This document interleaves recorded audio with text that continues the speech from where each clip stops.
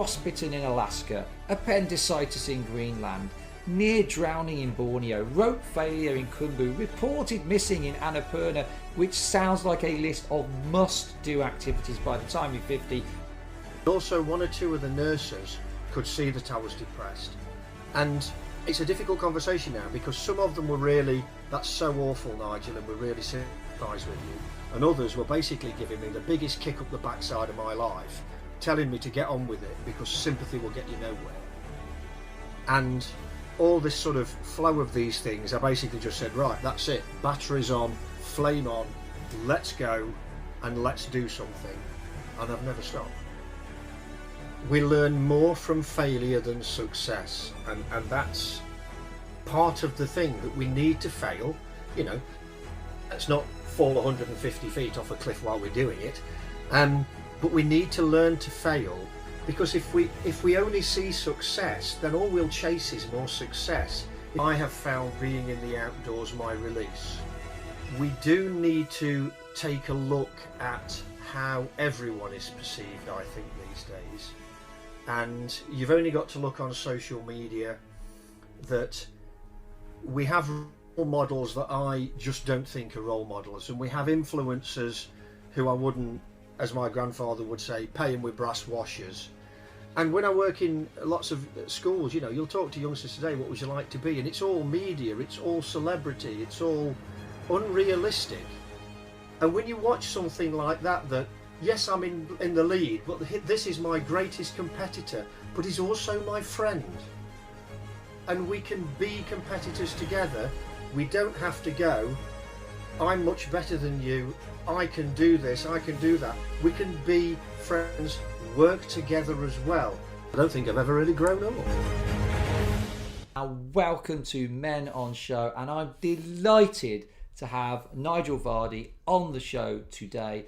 Some people, for their introductions, they might highlight awards, employers, academic qualifications, but for Nigel we have frostbitten in Alaska, appendicitis in Greenland, near drowning in Borneo, rope failure in Kumbu, reported missing in Annapurna, which sounds like a list of must-do activities by the time you're 50. Nigel, it's an absolute pleasure to have you on the show.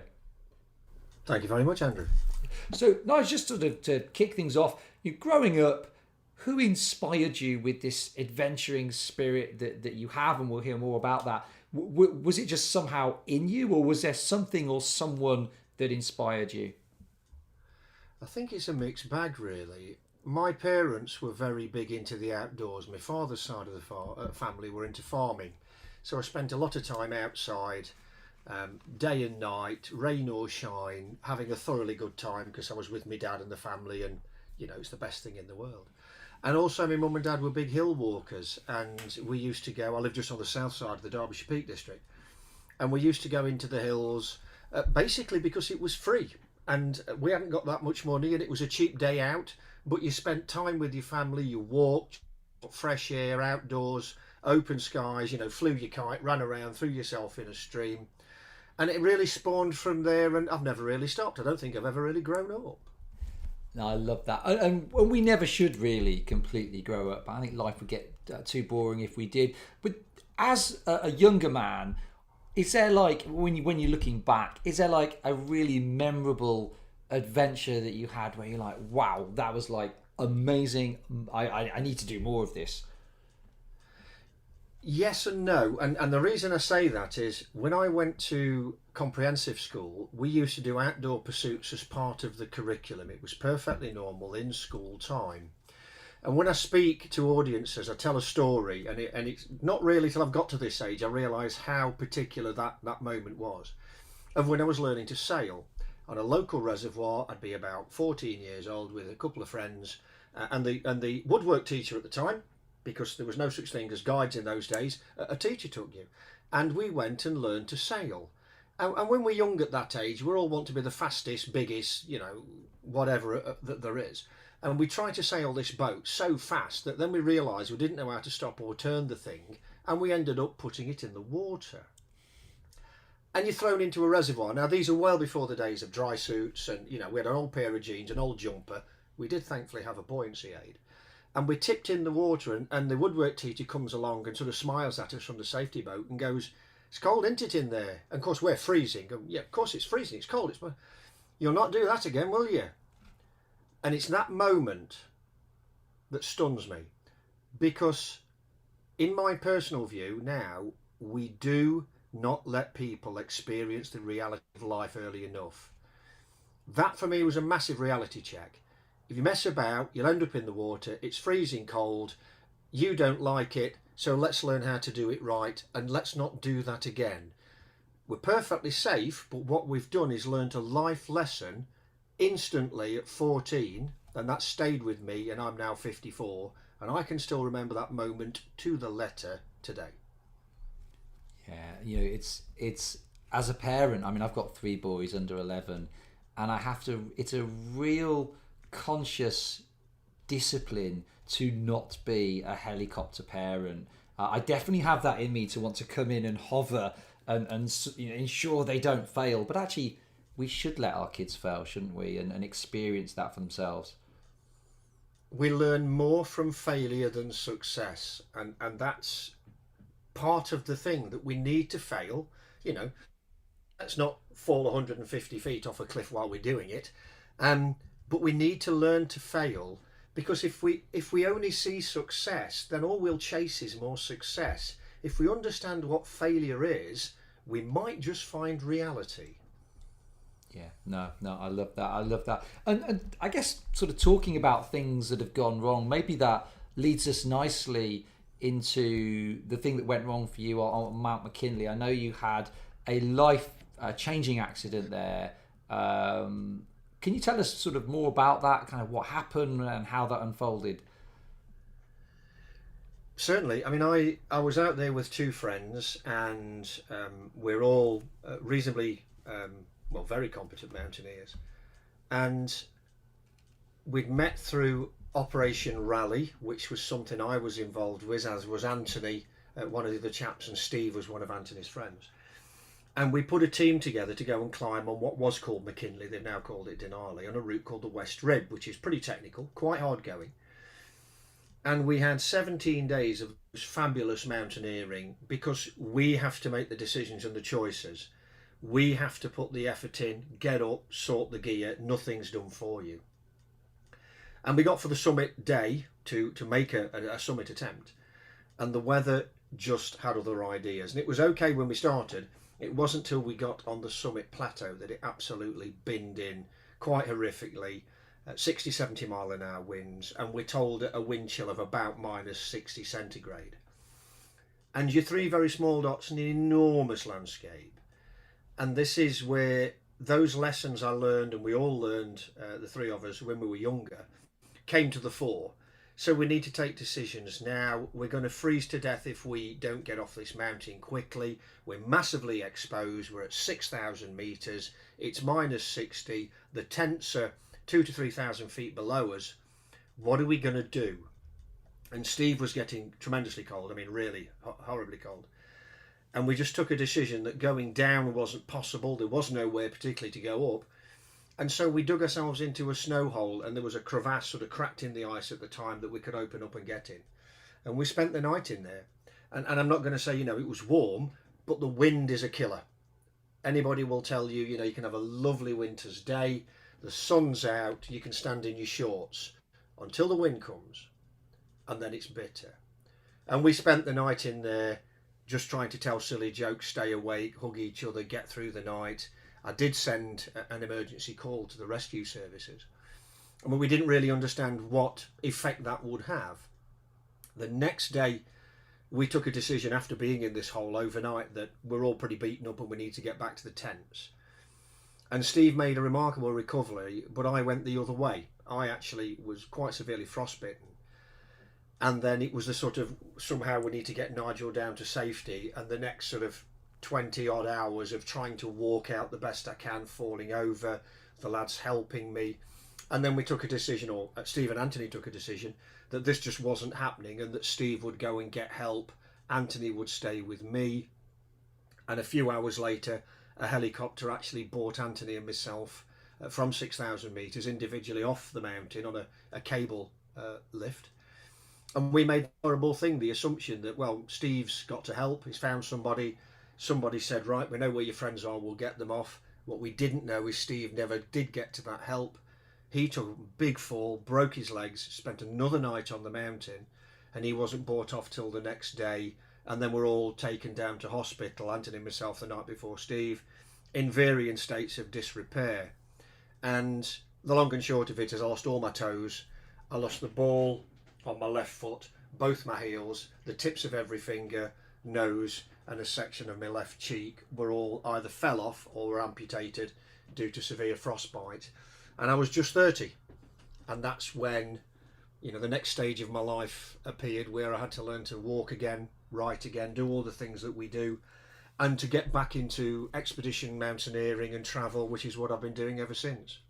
Sure. And during that night, I mean, I presume there were moments where you really thought, hang on, we're not going to make this. We are doomed. Were there moments where you really thought all hope was lost, or did you always have that hope that we will get rescued, we will get through this?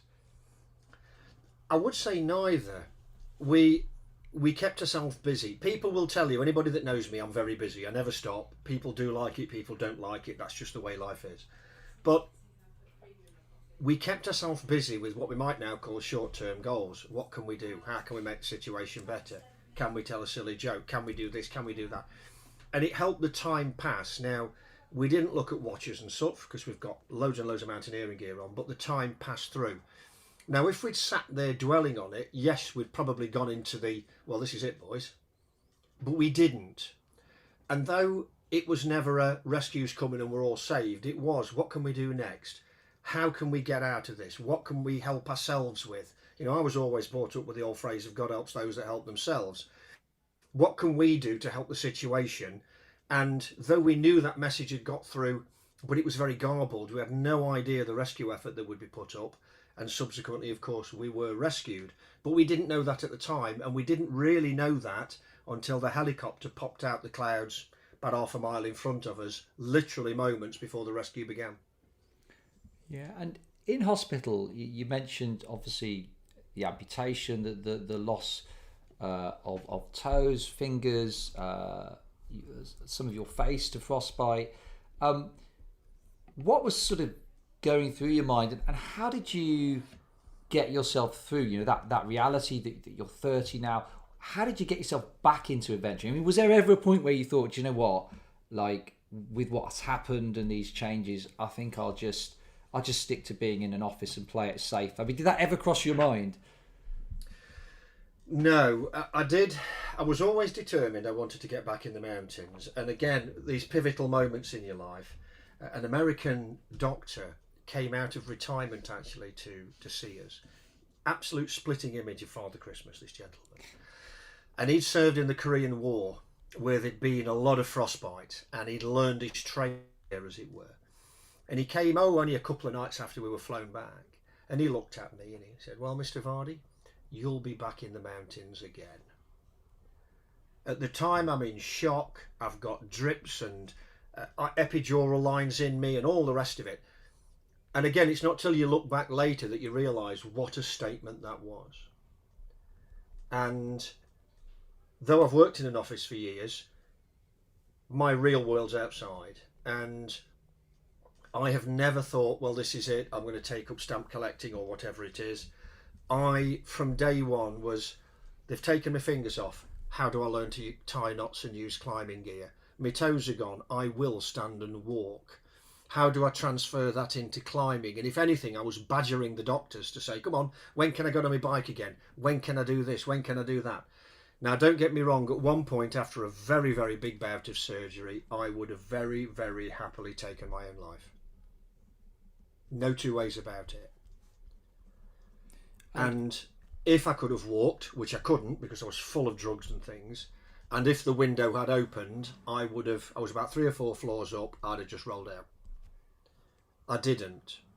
And not only because the fact that I couldn't move, my mind thought about this, and it basically said, now listen here, lad, this is not doing you any good, and you're 30 years old. Now pull your socks up, sort yourself out, get on with life tomorrow, even though you're not going anywhere. You have to change your mental outlook. And also, one or two of the nurses could see that I was depressed. And it's a difficult conversation now, because some of them were really, that's so awful, Nigel, and we really sympathise with you. And others were basically giving me the biggest kick up the backside of my life, telling me to get on with it because sympathy will get you nowhere. And all this sort of flow of these things, I basically just said, right, that's it. Batteries on, flame on, let's go and let's do something. And I've never stopped. Yeah, and I mean, tell us about your work today. What do you do today, and what's driving you today? Well, since the incident, which is just over 24 years ago now, I've actually remained in electrical engineering, and I've been there for 38 years in the utility industry. So initially I dug people's streets up and put electricity cables together when I was younger, moved on to field engineering, and now I actually sit in a control room and control the energy flows around parts of Britain. And some of that's purely because of my injuries, the skills I have, it fits, and it's been, a good, stable platform. But on top of that, I'm still doing lots of international travel. I speak to audiences across Britain, from Key Stage 2 to senior management, about the lessons and how we can bring those to the fore. I speak to people about apprenticeships, because I went through an apprenticeship. And of course, travel and get out a lot myself. And occasionally I even sleep. I love that. And so, I mean, that's wonderful. I know you're a renowned speaker, and certainly at the end we'll make sure you share how people can hear more about you and learn more about you. Just out of interest, I introduced you as sort of frostbitten in Alaska, appendicitis in Greenland, near drowning in Borneo, rope failure in Kumbu, reported missing in Annapurna. Which would you least recommend out of those, do you think? Again, a very interesting one to answer, because trust me, I would love to have my fingers and toes back. I can't run. I can still walk, but I can't run. And things do get fiddly when you've got stubby fingers, and I'm getting a touch of arthritis in my left hand these days. So trust me, it would be great to have those back. The other side of it, however, is I have learned so much out of this. And people tell me, though you're the same old Nigel, just the drive and the energy that comes out of this is unbelievable. Now, if I could bottle that and sell it, I'd be very, very rich. Because so many people have said to me, your drive, your motivation is so wonderful, but would I have that unless I'd been through the injuries? I mean, I can't even answer that myself, but I think it's probably I couldn't. All the others didn't physically damage me. Mentally, of course, it was pretty scary. But then again, when you're mountaineering, if you're feeling too comfortable, it's probably not a good thing. So try to do the frostbite, but don't lose the limbs, I think is the answer. Excellent. That's a very, very good answer. I like that a lot. And moving on with the work you do, the adventuring spirit that you have, this real positivity that comes across, a cast iron determination to get out there and experience life, which comes across. Thinking about men and boys today, we hear so much about men who are struggling, men who won't talk, the tragic national suicide statistics here in the UK. 3/4 of people who die by suicide are in fact men. We hear so many stories about toxic masculinity. In your view, are men in crisis, and if so, why? We've got a lot of things to look at here. We don't talk enough, and people tell me that all the time, even though I speak or whatever else. And certainly when the incident actually happened to me, my sister came to see me, and she obviously knows me incredibly well, and she could tell that I was bottling just buckets and buckets and buckets and buckets up of pressure, and lots of that didn't come out for weeks, if not months. And I have found being in the outdoors my release. We do need to take a look at how everyone is perceived, I think, these days. And you've only got to look on social media that we have role models that I just don't think are role models. And we have influencers who I wouldn't, as my grandfather would say, pay them with brass washers.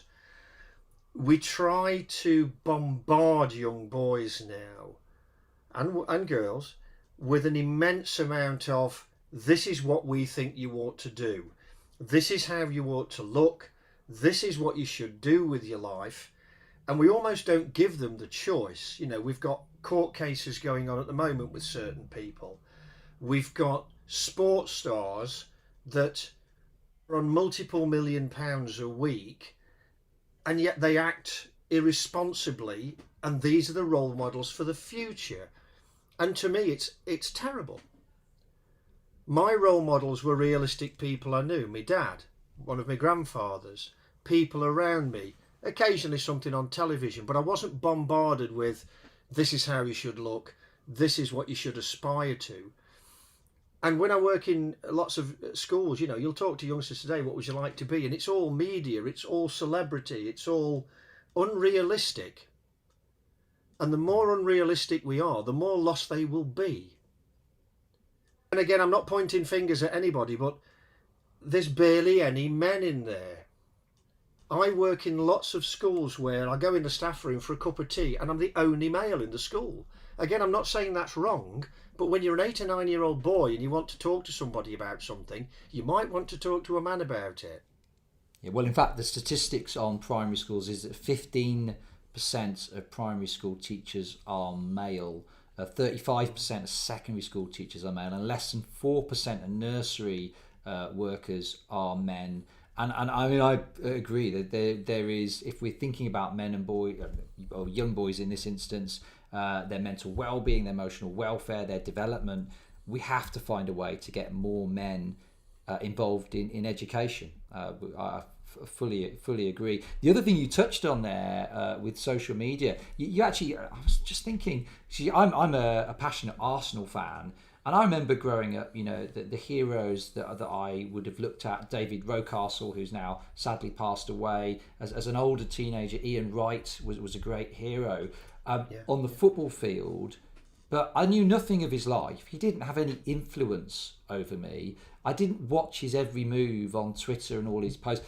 All I knew about Ian Wright was really him on the football field. Whereas I suppose today, all of the sports stars, they've got their Insta accounts, their Twitter accounts. You know, their every move they themselves are posting on social media, and I suppose that means they have more influence because our young people are seeing so much of how these stars live their lives. So I suppose they have more influence, don't they? I think everybody does. We've only got to think of people that, I mean, take the Kardashians for an example.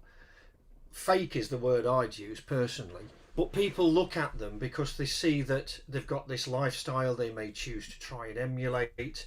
They've got money. It's not something I would personally think is a realistic outcome for people. I'm a big sports follower, but in other ways I like cycling, tour cycling and such things. And just as an example, one of the great things I've found with that is people work together. They'll work as a team to help each other. They'll not stand on a pedestal and say, hey, look how good I am. And I think it was interesting when you opened this podcast, when you said, you know, most people come at you with their achievements. I'm the best at, I'm the top of, I've done this, I've done that. And I usually, well, always just come from the other end, because I don't learn a lot of people by what they've achieved. I learn from a lot of people where they live, what they do, what they've failed at, how they've got on. And one story that sticks out for me, being a cycle lover, is on the Tour de France last year, the leader, Vingegaard, actually was being chased by one of the other guys, and they actually had a crash. And the great thing was, rather than, do you know me, I'm the winner, I'm going to make this, I'm going to take this stage, he slowed down for Pogacar. He shook his hand. He made sure he was okay, and then they resumed cycling. And when you watch something like that, yes, I'm in the lead, but this is my greatest competitor, but he's also my friend. And we can be competitors together. We don't have to go, I'm much better than you, I can do this, I can do that. We can be friends, work together as well. but it doesn't get the exposure usually of things like boxing, football, because that's where the money is. And it seems to be the money and the desire for money that drives so many people these days. Yeah, and I suppose in terms of the adventuring spirit, the stuff that you do, when we think about the world that our young men live in today, they've had COVID, which shut a lot of things down. People got used to being shut away. We've got a very sort of health and safety focused society that has shut down the opportunity for risks and trying sort of risk for yourself. We've got the screen culture, a more sedentary lifestyle, massive loss of green space over the last 10-12 years due to I think something around 2 million acres I was reading about. So I guess a lot of these things have shut down the opportunity for young men to work together, play together in non-structured activities, sort of take risks for themselves. To a degree, I would agree with you. There's still, I think there's still plenty of room out there, and there's still plenty of things to do. The biggest thing, of course, is choice and desire. You've got to make the choice that it's something you want to do. And as I say, when I was little, my mum and dad were big into the outdoors. So when you're 6, you go wherever your mum and dad go, and the ability to just run around a field at that age and play and get stung with nettles and all the rest of it is there. But of course, I've never grown up in an inner city. I've always grown up either in the countryside or on the edge of a town with fields in front of me. But also, we've got to sort of be led by people who choose to lead. If we're only going to see, I want to watch this thing on TV, you've only got to see some of the adverts I see on television at the moment. It's time to stay in and watch TV. Really? We were never created to sit in front of a box. We were created to go out there and be hunter-gatherers. And the more we plug ourselves in, frankly, I think the worse it gets sometimes, because we sort of pull ourselves away from society by choice almost, because we're on the phone or we're doing what we do, rather than engaging with people. And having parties, going to events where there's loads of people around, and taking sometimes those risks, as you say, getting out on the bike or going out for a walk or getting to an outdoor centre. Or it really does. Opportunity is a big thing and choice is the other. We've got to have the opportunity to do it and decide it's for us, rather than it being forced upon us, because we'll never like it then. Or some people just generally are techies. Computers were about when I was 15. We had ZX81s and Spectrums, and we all worked on those. It doesn't mean we didn't get outside as well. Yeah, no, I mean, there's so much wisdom in what you're saying. Moving forward, how do we help men and boys to be the best version of themselves? What can we do, sort of practically speaking? I've always said lead by example. And if we have good role models locally, our own family, if we're lucky enough to have good role models and all these sorts of things, then we can emulate those good points. The difficulty is trying to work out good from bad, how I perceive bad, because everybody will perceive different things in different ways. So we've got to start when they're young. We've got to give them the opportunity to do things, try things, experiment with things, because that's the best way of learning. No time of sitting behind a screen or reading a book will give you that sensory experience of what was it like to go down a cable runway and fly through the air. What was it like to go down a cave or to cycle a bike? Or we need to give them that, because not only is that a great sensory experience, but it's good for your physical and mental health. We all know how good being in the outdoors is for mental health.